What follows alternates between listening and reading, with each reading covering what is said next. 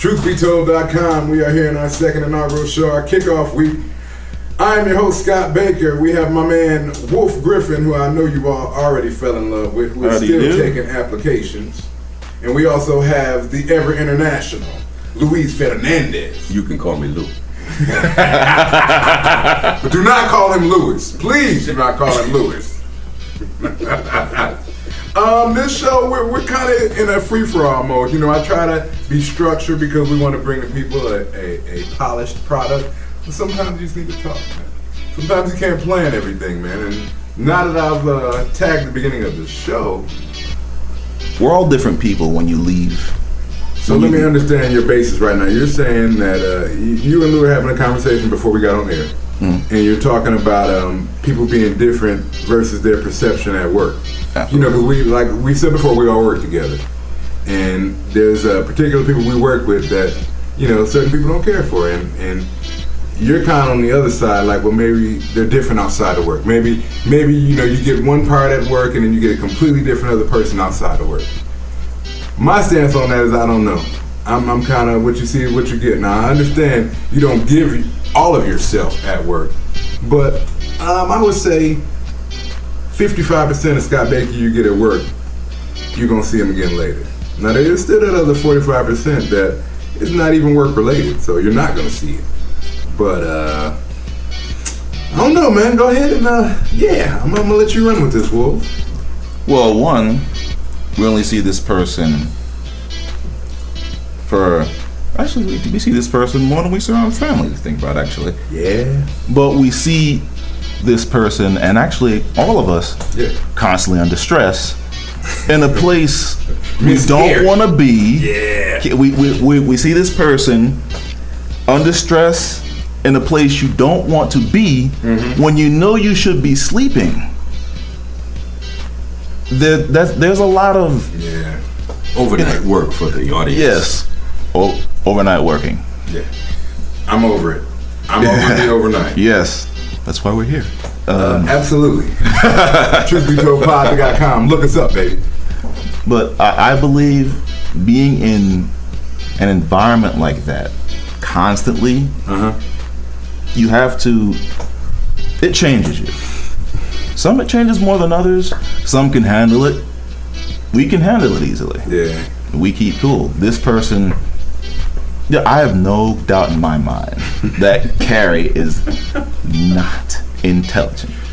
The things like that, some people can fake stupid, and some people just are, and you can't. She could fool the world if that's the case. That's the greatest act. If she could fake stupid like that, because she has me hook, line, and sinker.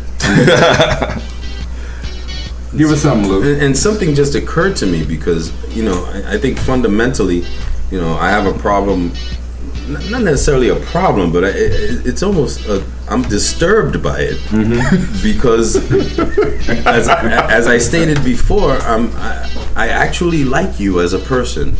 I qualify people to a certain extent. There are some people who are worth the trouble and some people who aren't. In this case, Carrie is by all means not worth the effort. I think that fundamentally I'm looking at it from a different perspective. See, I'm looking for what's best for Wolf. Right. And Wolf is kind of trying to see the best in Carrie, thereby trying to find something good in her essence. And I'm here to tell you there is nothing good. So it's like the guy who found out that manure helped plants grow. Right. How do you get to that point to even... How do you find out? Yeah, how do you find out? You have to handle manure. You have to touch it. Yep. You have to sniff it. It's going deep, Wolf. It's going deep. So I don't want you to handle the manure because this manure will not make anything grow. It will only kill everything in its path. Hey, ladies and gentlemen, we got to paint a picture for you. Wolf has had, how do I say, not the most fortunate luck with relationships, and not by his own default. He just hasn't chosen people that are up to his level. That's the best way I can say it. which is what we're trying to change, to bring light to his world, because there has been so much darkness. As cynical as I can be, if I see potential in someone, I'm in there, hook, line, and sinker. Oh, yeah. You've got me, no problem. I'm here, and I'm gonna be on Wolf's side all the way to the end. Thank you. And Carrie needs to go. Yeah. Carrie, we need no part of that. Okay. And I'll be more than happy to assist you in this in this process. And that's part of what this show is for. And that's why your mother has a open invitation to come to the show. And we'll cook for you, Mom. We'll cook for you, Mom. Okay, we welcome you with open arms. Open arms. Mama Wolf. Mama Wolf. So Now, see, I understand what Lou was saying, because I was the one that actually brought up the topic. Because me personally, I don't find anything remotely attractive about Carrie. Anything. I mean, looks, talk, smell, anything. And I'm the type of person where even in the darkest of situations, I can see the positive in people. So believe me when I say I'm an optimist, but with this particular person, there just is no hope for the future. That's just like buying a car with no engine in it. So why bother with the effort? Would you go to a used car lot, see a car with no engine, and say, let me check this car out. Let me take it for a spin. I might be able to get it to run. This car has potential. This car has potential. Maybe if I push it long enough, it'll start. But on the other side, people buy fixer-upper houses. It's messed up. But are you a carpenter? No. I was just about, you hit it. I was just about to say, the people that buy fixer-upper houses have a bank account that is, money is not an issue. Or they're a carpenter. So let's equate money to your relationship experience and how your ability to read people. If it's not something you've been strong at, then what will make you think you could buy this house and fix it up if you only got $100 in your account and you live in check to check? I agree with you right there. I don't believe I no longer believe I can read people at all. I wouldn't say that. I mean, No. well, I'll say women by women girls. Okay. Women wise, I can't. I don't even try anymore. Well, join the crowd. I'm about to say, nobody's perfect, bro. There are some that are better than others. I just think I've hit my head on the wall so many times. It's like, come on, brother. There are a lot of men who believe that they figured out women. I'll never say that. I would never. I'll never say that. Women, I love y'all. I strive to learn you guys. I but adore them, and it's part of the allure. Yeah. Is the fact that you really can't figure it out. That you really don't know what's coming next. And that's interesting, because I was having this conversation with a friend of mine. I don't mean to cut you off. No, don't. And I was talking to him, and we were having a statement, and I said they're all crazy. And a girl was walking by, and she got offended. And I said, listen, sweetheart, crazy doesn't mean bad.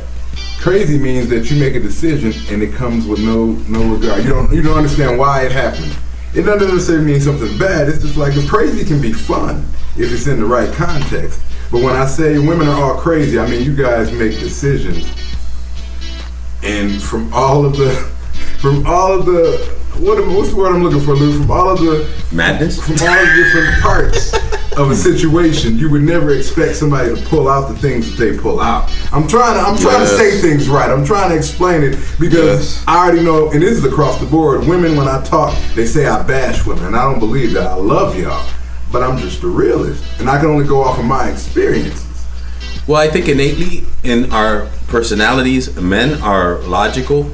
Men seek logic. Absolutely. And women are emotional. Absolutely. And when you're dealing with emotions, as you know, when someone makes you emotional, usually nothing good comes from it. And things come out of you that you never thought would come out of you. Your rational side might think, oh, if I were in this situation, I would handle it like this. But as I've said over and over again, when your heart is involved, Yes. that breaks everything up. Sir. All the rules have been thrown off the table, and now it's on. And that's the problem sometimes with men and women. The men are looking for logic. They seek for resolution. Yes. Women enjoy the process. Yep. Going on and on about something, and men are like, when is this conversation going to end? And we just take care of it and get it over with. When do we Exactly. develop Let's past just this point? end it and move on. And that's not how women are. That's it. They like that process. The process is a part of the whole thing, and the emotions emanate from it. At least that's what I think. Yep. Again, we appreciate any Love the ladies. women.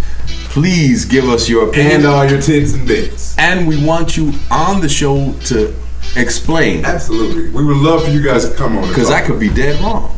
I'll tell Carrie this to her face. Oh, yeah. Okay, I have we want- to be we- there we for want that. to You know what? See, I like to think that not only am I street smart, Oh, yeah. yeah, everybody's laughing when I said that. I'm a real man. And he's And- teasing. I remember that. Yeah. Okay.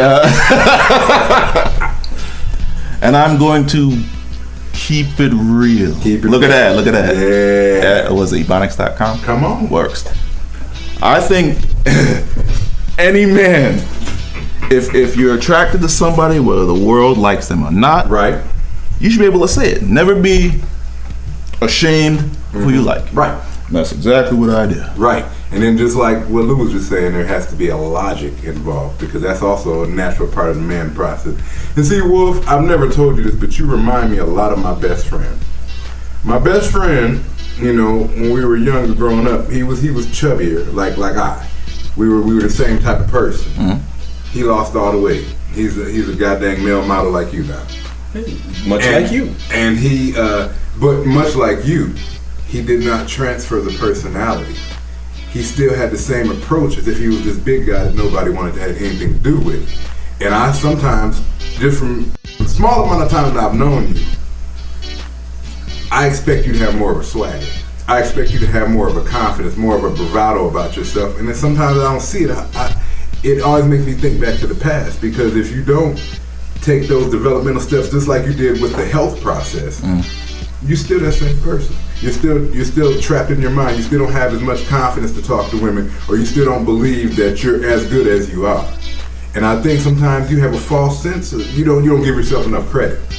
And I'll talk to women that work with us, and they're like, "Man, if Wolf would have approached me like this, he could have anything he wanted." And these are women out of the handful of ones that are worth anything.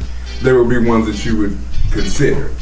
And I thought about that because my best friend, he had to go through that process, man. When we went to college, we separated, and that was hard on both of us because we always were each other's rock. You know what I mean? And I always had the street savvy and the knowledge, and I've always had a swagger and a confidence about me regardless, whether I'm fat or skinny. You're going to get Scott Baker across the board. And he didn't really get that.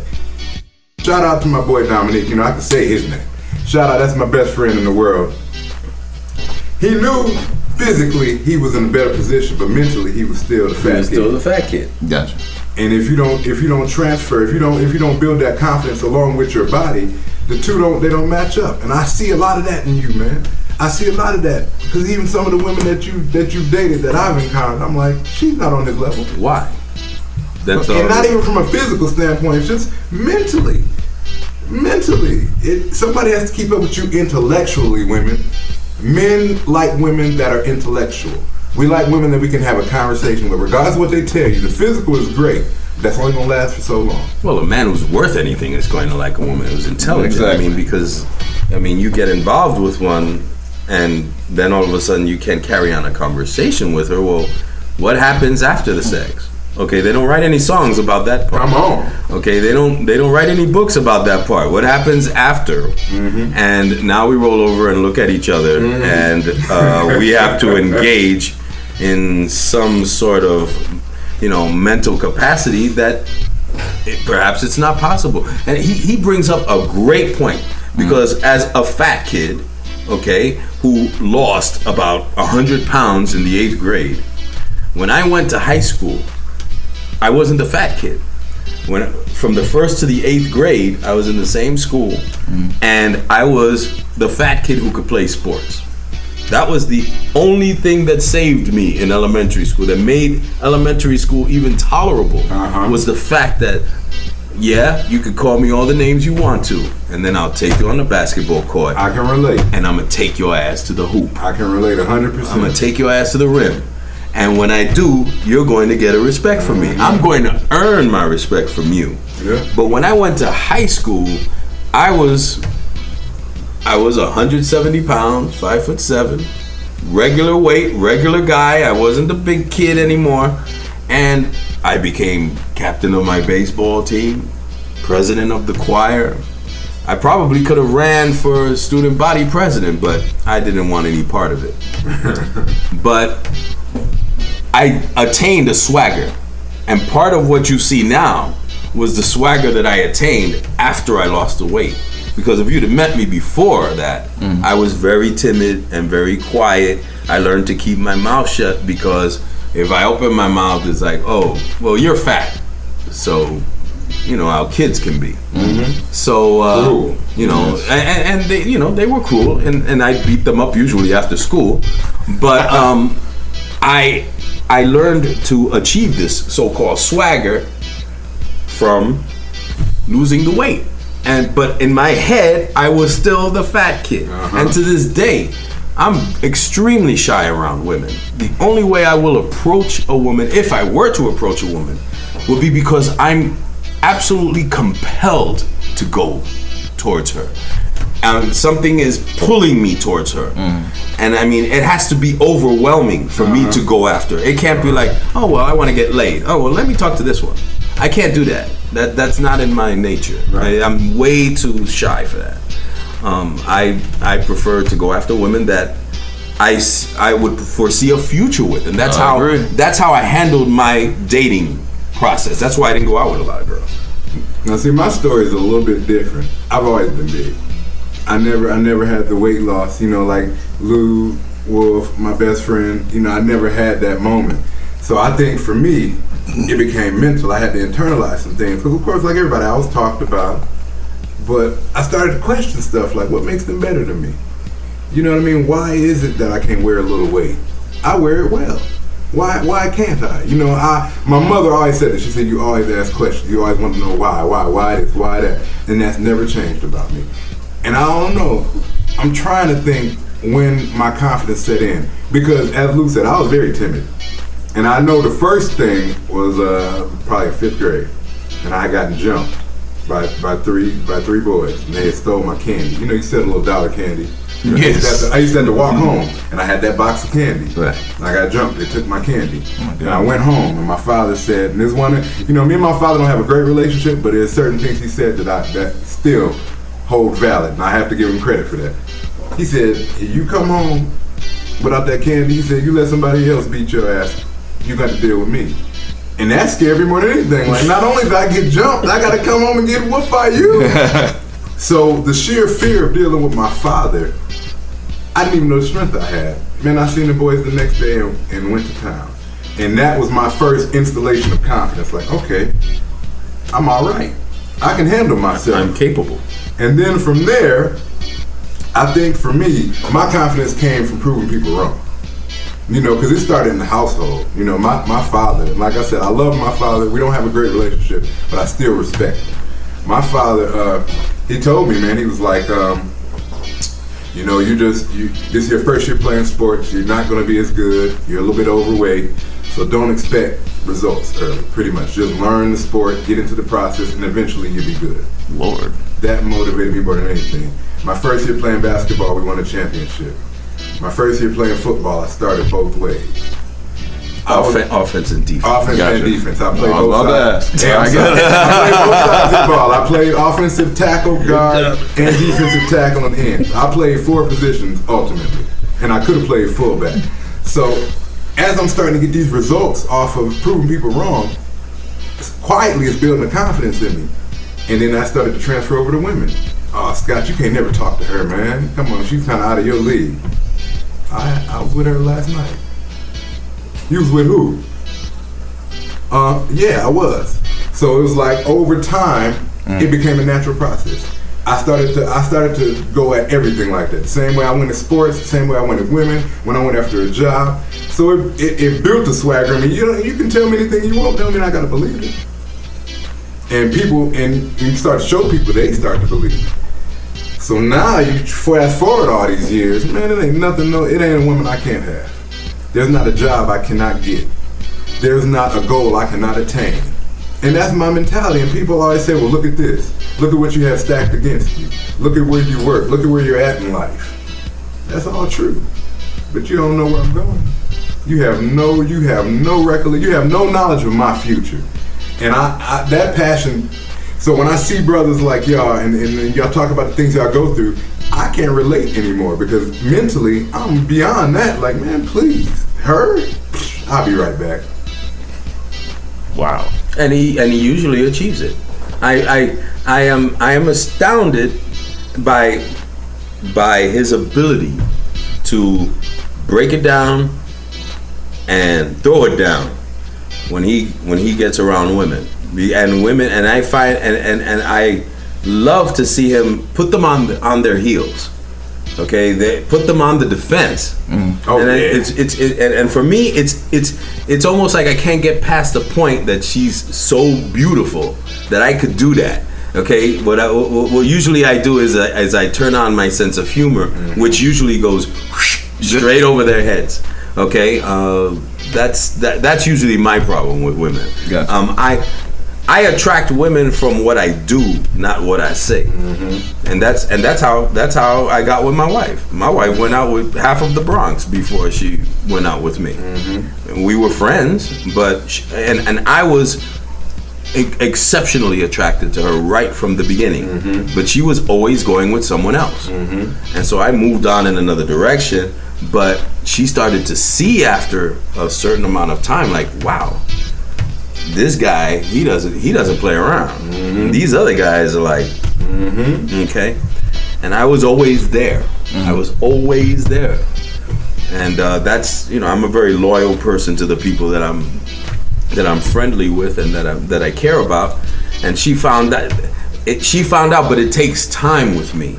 And a lot of women are not willing to put in that kind of time. Microwave mentality, they want it now. They want to see the car, they want to see the clothes. I could care less what I'm wearing. What I'm wearing means nothing to me as much as what's between my ears. Absolutely. That's important to me. And I feel it should be important to her. But as I said, a lot of women, they want to see, okay, it's real life out here. Whip out the roll, whip out the cheese, as we put it. Whip out the cheddar. Cheese, cheddar. Skrilla, bread. Swiss. So Off there's cheese and off seasoning. that bread, Holmes. Come. Really? You got that bread, brother? No. But no, I like when I look at Lou, man, I can see exactly what you guys are saying because there's a piece of me that resides in there. There's the other side that's just stronger. Like, you're not gonna do that. You're not going to do because I've had moments when I've been shy, and then it's like, shy for what? I start asking myself questions like, what am I shy for? This is a woman just like the woman standing over there. She might be a little cuter, but internally, it's the same thing. It's the same thing. It's all about your approach, man. I approach pretty women like they are average. I approach pretty women like they are regular. And a lot of them are regular. They're just so built up in their head that they're fine. You actually have to break them down. And that's what Lou's talking about. I break a girl down quick and tell her how it really is. Like, you think you this? Sweetheart, this is a small sample size. You are nice, you are sweet, you are attractive, but that only gets you through the door. That only gets you through the door. You got to know how to wash dishes, you got to know how to clean, you got to know how to cook. You got to be beneficial. The looks only gonna go so far. I've been with a lazy woman. Nothing is worse. And don't just lay there. Nothing is worse than a lazy woman. That's the quickest way to get cheated on or out of the door. Yep. Well, that's real. That's real, man. That's real. And it's something that, like I said, I've always worked to try to get past. Because, to an extent, it's kind of, I'd have to almost like play a role because, my natural tendency upon seeing a beautiful woman, I go back to the Bugs Bunny episode. No. I go back to that, and it's very upsetting to me because it's like, what the hell was that, Lou? Right. What the heck is wrong with you? What did I just do? It's like, what the hell did I just say? And like I said, my sense of humor sometimes gets a little bit too esoteric, a little bit too, highbrow for some of them. When all I have to say is the basic, the basic things like he does. He keeps it basic. He keeps it fundamental. He keeps it real. And that's another thing. Don't give too much too early, man. And I'm telling you from experience. Gotcha. Because I'm a lover. I'm a lover first. I tell anybody that. I've never claimed to be a fighter. I do what I have to do. I am a natural lover. Yes. But that got me in trouble. I agree with that. That got me in trouble early on. Because I was always the one giving. Give. And then you don't receive back and you feel slighted. But in essence, it's your fault. Because you have to know how much you have to make people earn you. You have to make people earn your respect, your trust, your money, your love, your time. See, I was just giving it up. I was like, here you go. And in the back of your mind, like, she gonna give it, she gonna give it back.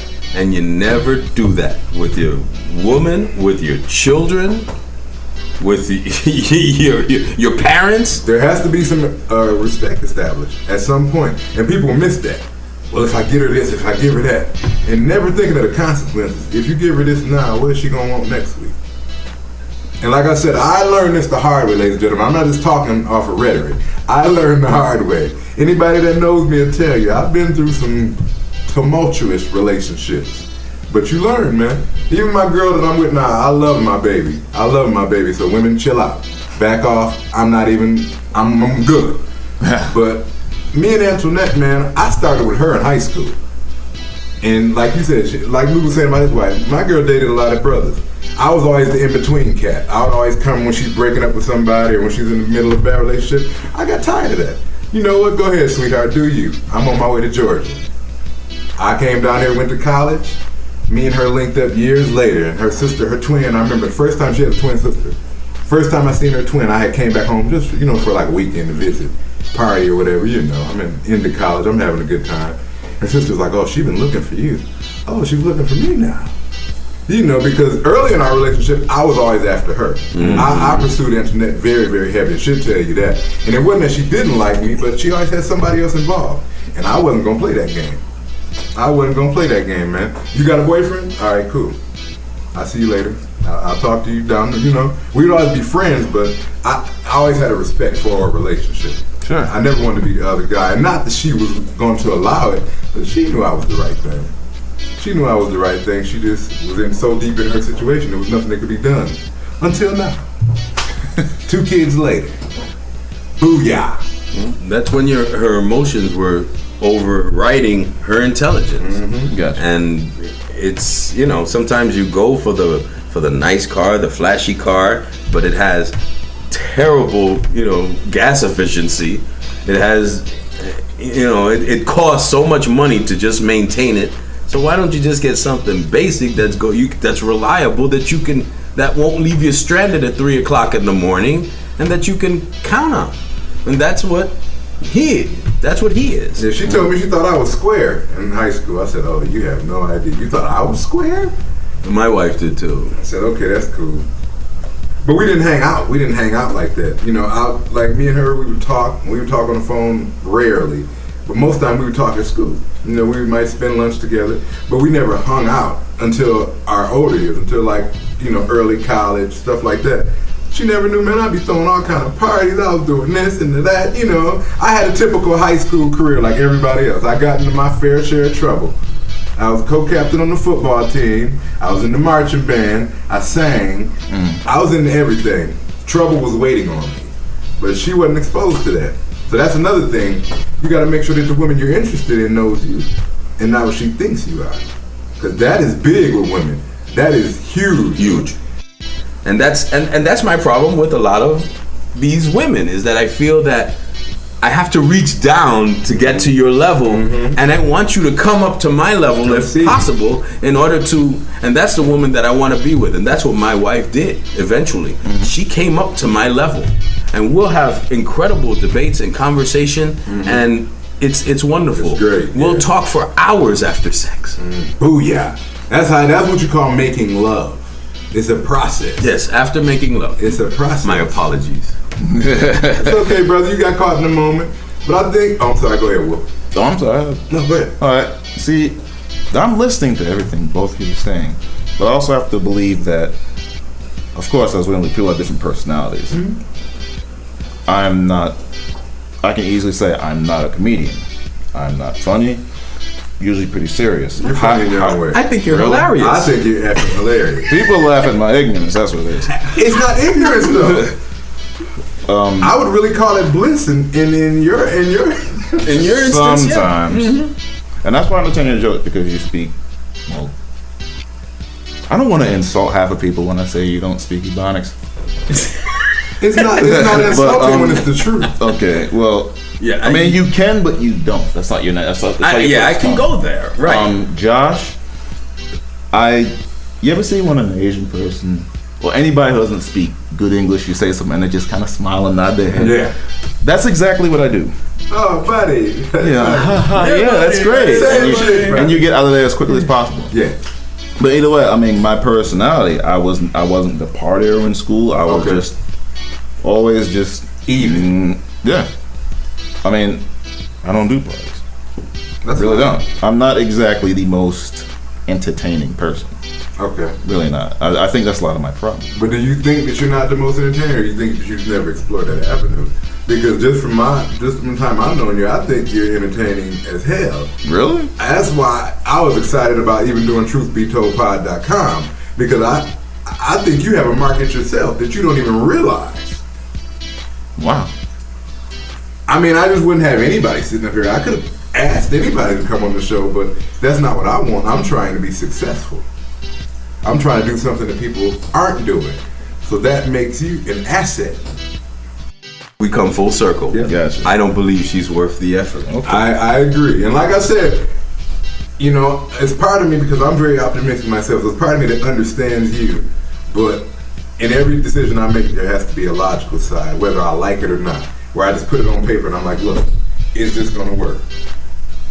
Regardless of how much I want it to work, logically, is it gonna work? And that's a question that a lot of people, anybody that's probably listening to this right now is thinking like, I hope you are thinking about it, because you need to line things up, man. You gotta find people that are on your level, man. Don't settle. Fellas, do not settle. And don't think just because the majority says you can't do it, that you really can't. And I know it sounds real nursery schools, but it's the truth. It is. It is very much the truth. It is. You have as much power as you believe you have. I'm about to take over the world. I just hope that people ain't piss me off enough before I do it, because once you done piss me off, you're a servant. Got any final points? My bottom line is never ever give up on yourself. If you have nobody believing in you, you still got yourself. You still got that one. Never forget that. That's how I'm gonna end it. Wolf Lou, go right Okay, ahead. I'll go over my final howl again. I'm gonna listen to somebody else because they've obviously made good choices. I have not. So to learn to take people's advice like I'm about to do. Bye, Carrie. Trust me, you'll thank us later. And my final take is be yourself. My attitude is whoever you are, be who you are, be the best person you are. Okay, and what we have to do, me too, I'm also working on it, is to project that and not to give a damn what anybody thinks about it. And the people who are worth it are going to say, you're cool, I like you. TruthBeToldPod.com. We didn't hit any of the topics like we planned to, but guess what? That's what's gonna separate us. That's what makes us great, because we do what we feel. And not many people can say that. Not many people can say that. So we're signing off. Thank you. Again, check your bank accounts. Make sure the transfer went through. If you need any numbers from me, you can hit me up on Facebook, Twitter, YouTube, Ustream, Blog Talk. We're going to be everywhere. So pretty much. Cool about the applications. Also, we have to remind all willing applicants, after such an informative show, who wouldn't want to sweep Wolf Griffin off his feet and change his luck? Change his luck for the better. We're not going to send him on Jerry Springer. We're not going to send him on Eliminate. We're not going to send him on any of those shows. We're going to handle this ourselves, man. Ladies, if you're very interested, we'll have you come on the show and tell us why you're a good choice for Wolf Griffin. We will interview you. Trust me, because I'm going to get it out of you either way. So you might as well come on and make this process as simple and painless as possible. Thank you. And the only requirement is that you be beautiful and intelligent. And if you're going to be in the U.S., you got to know how to shave. Hygiene is very important. That would be nice. Because Carrie doesn't. Really? Man, please, man. Study her culture. Study her culture. Study her hair. Well, at least you know it'd have been like a one date thing. Man. But why didn't we just tell him this at the beginning of the Yeah, podcast that and we would've could have really- saved about 40 minutes? Because he needs to have, you got to go backwards before you go forward, Luke. Okay. Wow. We tried to reason with him and we should have just told him she's a stank bitch. I would hate to see what that cucaracha smells like.